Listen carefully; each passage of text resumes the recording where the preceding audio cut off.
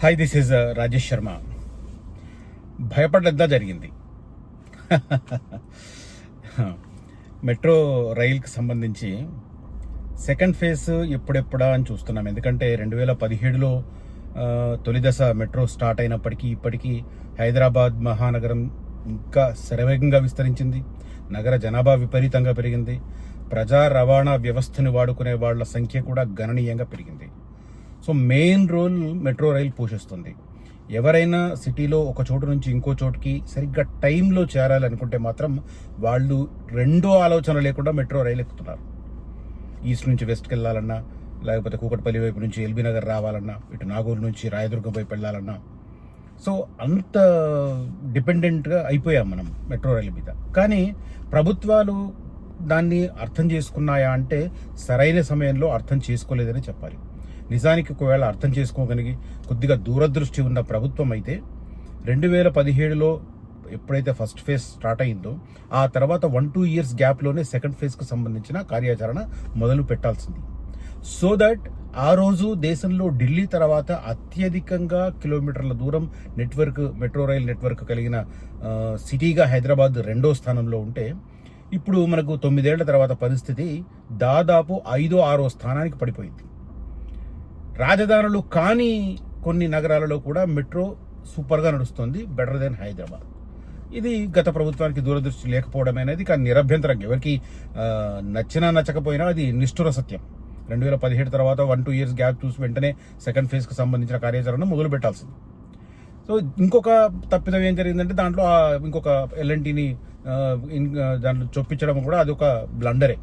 ఇప్పుడు ఏమవుతుంది, మనం ఇందాక నేను ఫస్ట్ ఓపెనింగ్ కామెంట్ చెప్పానండి, భయపడ్డా జరిగింది అని. అదే మార్చి 31 కల్లా ఎల్ఎన్టీని బయటకు పంపి పూర్తి స్థాయిలో ప్రభుత్వ రంగ సంస్థగా దాన్ని కంటిన్యూ చేయాలని చెప్పి రాష్ట్ర ప్రభుత్వం అనుకుంది. సెప్టెంబర్లో నిర్ణయం తీసుకుంది. దాదాపు 6 నెలలు పూర్తయింది. 6 నెలల కాలంలో ఈ టేక్ ఓవర్ పూర్తవుద్ది అనుకుంది. ఎందుకంటే 15,000 కోట్ల రూపాయల భారాన్ని మోసేందుకు ప్రభుత్వం సంసిద్ధమైన నేపథ్యంలో ఎక్కడ ఇబ్బందులు ఉండవు అని అనుకుంది ప్రభుత్వం. కానీ కొన్ని ఉంటాయి కదా, ఇప్పుడు గవర్నమెంట్లో ప్రాసెస్ జరిగే విధానంలో చాలా చోట్ల డిలే ప్రాసెస్ ఉంటుంది ఎక్కువ. దానివల్ల మార్చి 31కి ఈ ప్రాసెస్ పూర్తి కాదు అన్నది ఇప్పుడు తేడతెల్లమైంది. మెట్రో టేక్ ఓవర్ అనేది ఇప్పుడప్పుడే జరిగేలాగా కనిపించట్లేదు. కనీసం ఒక 2 నెలలు వాయిదా పడే అవకాశం కనిపిస్తుంది. సో దట్ మార్చి 31 కల్లా ఇది పూర్తయితే రెండవ దశకు సంబంధించి కేంద్ర ప్రభుత్వం మీద పైరవి చేయడం అనేది మొదలయ్యేది. సో ఆ పైరవి కూడా ఇప్పుడు 2 ఏళ్ళు డిలే. దేనికి అంటే నేను చెప్తాను డీటెయిల్డ్గా, అసలు ఎందుకు ఈ జాప్యం జరుగుతుంది అనేది ఈ వీడియోలో ఎక్స్ప్లెయిన్ చేసే ప్రయత్నం చేస్తాను. తర్వాత మనకు ప్రస్తుతం హైదరాబాద్ రియల్ ఎస్టేట్ మార్కెట్లో అన్ని చోట్ల బాగానే ఉంది. కానీ అన్ని చోట్ల బాగుందనడానికి కూడా నేను ఒక అద్భుతమైన గణాంకాలతో నెక్స్ట్ వీడియోలో చెప్తాను. నేను హైదరాబాద్ రియల్ ఎస్టేట్ మార్కెట్ ఎలా ఉందని, కొంతమంది డల్ ఉందని మాట్లాడుతుంటారు. అలాంటి వాళ్ళకి ఇలాంటివి పట్టి చదివి వినిపించాలి. ఆర్టికల్స్ దగ్గర కూర్చోబెట్టి ఇలా మెడల్లో పెట్టి ముఖం దాని మీద పెట్టి గట్టిగా చదవండి అనాలి. ఎందుకంటే చాలా సింపుల్గా రియల్ ఎస్టేట్ మార్కెట్ బాగాలేదు అంటారు. అసలు ఎంత ఏమన్నా ప్రాతిపదిక ఏమన్నా ఉందే అంటే ఉండదు. So Hyderabad real estate market all బాగుంది. కానీ శ్రీశైలం హైవే, నాగార్జున సాగర్ హైవే, ప్రస్తుతం నిర్మాణం అవుతున్న రతన్ టాటా రోడ్డు, ఈ 3 ఏరియాలకు దగ్గరలో రియల్ ఎస్టేట్ అద్భుతంగా ఉంది. నెక్స్ట్ 10-15 ఇయర్స్ ఎక్స్పాన్షన్ మొత్తం అటే ఉంటుంది.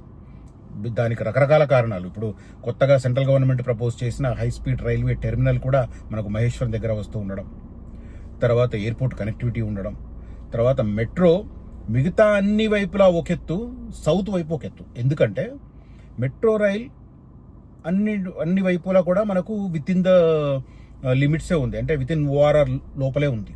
కానీ ఒక్క సౌత్ ఈస్ట్ వైపు మాత్రం ఫ్యూచర్ సిటీ దాకా ప్రపోజ్ చేసింది. ఎయిర్పోర్ట్ నుంచి ఫ్యూచర్ సిటీ దాకా 40 కిలోమీటర్ల మెట్రో ప్రపోజ్ చేసింది గవర్నమెంట్. అంటే outer ring road out side first metro rail వచ్చేది అటువైపు. మిగతా వైపు ఆ ఛాన్సెస్ చాలా తక్కువ, ఇప్పుడప్పుడే రాదు. 2042 టార్గెట్లో ఉంది మిగతా కొన్ని చోట్ల, ఇటు మేడ్చల్ వైపు కానీ అటు ఇటు కానీ. సో అట్లా ఎక్కువ దూరం. ఇప్పుడు మేడ్చల్ అన్నా కూడా మనకు ఔటర్ రింగ్ రోడ్ తర్వాత జస్ట్ 4 కిలోమీటర్సే కండ్లకోయ నుంచి. ఇటు షామీర్పేట కూడా అంతే, జస్ట్ షామీర్పేట ఎగ్జిట్ నుంచి చూస్తే మనకు ఒక 3-4 కిలోమీటర్స్లోనే షామీర్పేట ఉంటుంది. కానీ ఇటువైపు రావిర్యాల ఎగ్జిట్ నుంచి దాదాపు 19.5 కిలోమీటర్ల దూరం వెళ్తుంది మెట్రో. నేను అందుకోసం నేను హైలైట్ చేస్తున్నాను.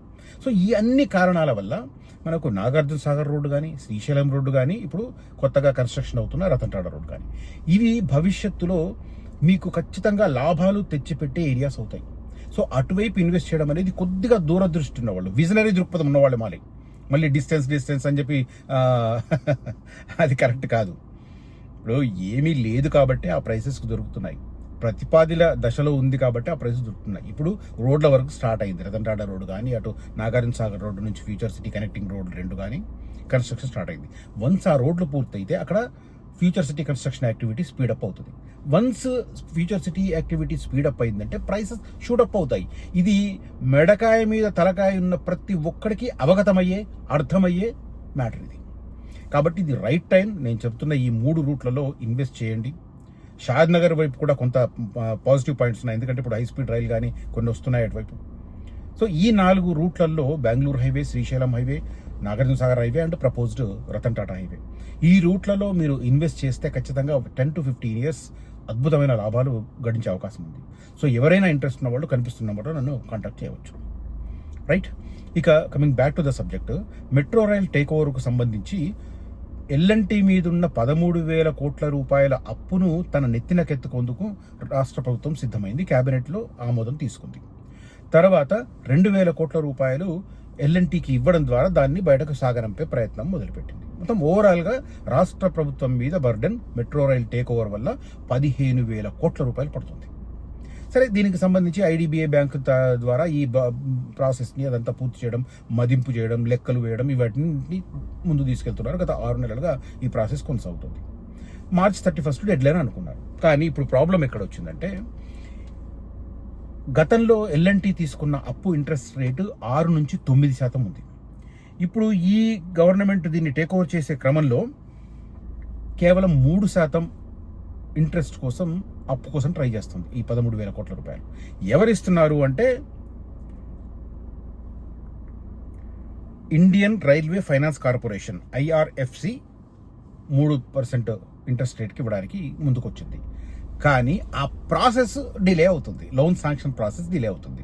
వన్స్ లోన్ క్లియర్ అయితే దాన్ని టేక్ ఓవర్ చేసేసి ఎల్ఎన్టీని బయటకు పంపించి ఆ 2,000 కోట్ల రూపాయలు ప్రభుత్వ ఖజానా నుంచి ఎల్ఎన్టీకి ఇవ్వడం, ఇది ప్రాసెస్ పూర్తి కావడానికి. కానీ IRFC నిధులపై జాప్యం ఇప్పుడు డిలేకి కారణమవుతుంది.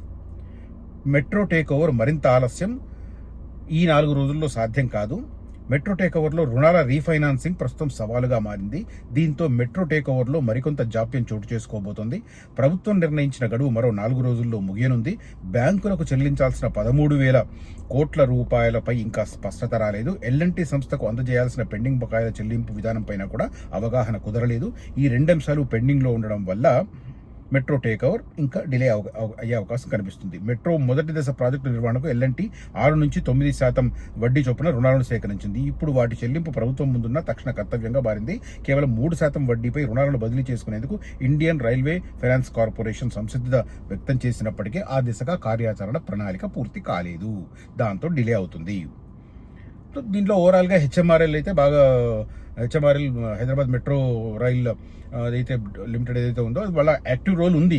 కాకపోతే ప్రాబ్లం ఇది, టేక్ ఓవర్ ప్రక్రియ వీలైనంత త్వరగా పూర్తి చేసేందుకు ప్రభుత్వం నిర్ణయించిన హెచ్ఎంఆర్ఎల్ నోడల్ ఏజెన్సీగా నియమించింది. రుణాల చెల్లింపుతో పాటు ఎల్ఎన్టీ ఈక్విటీ చెల్లింపు, ఇతర ప్రక్రియలను సకాలంలో పూర్తి చేసేందుకు అధికారులు దృష్టి సారించినప్పటికీ సాంకేతికంగా ఎదురయ్యే సవాళ్లను దృష్టిలో పెట్టుకుంటే ఇది ఇంకా డిలే అయ్యే అవకాశం కనిపిస్తుంది. ఏప్రిల్ ఎండింగ్ ఆర్ మే దాకా ఇది సాగదీసే అవకాశం కనిపిస్తుంది యాజ్ ఆఫ్ నో ఉన్న సమాచారం ప్రకారం. సో అది మెట్రో రైల్ టేక్ ఓవర్కు సంబంధించి చాలా ఆశలతో ఉన్నారు చాలామంది. అది పూర్తయితే సెకండ్ ఫేజ్ మళ్ళీ పట్టాలెక్కుతుంది. కేంద్ర ప్రభుత్వం కనుక ఓకే చెప్తే వెంటనే రుణం ఇచ్చేందుకు సంస్థలు, అంతర్జాతీయ సంస్థలు కూడా రెడీగా ఉన్నాయి.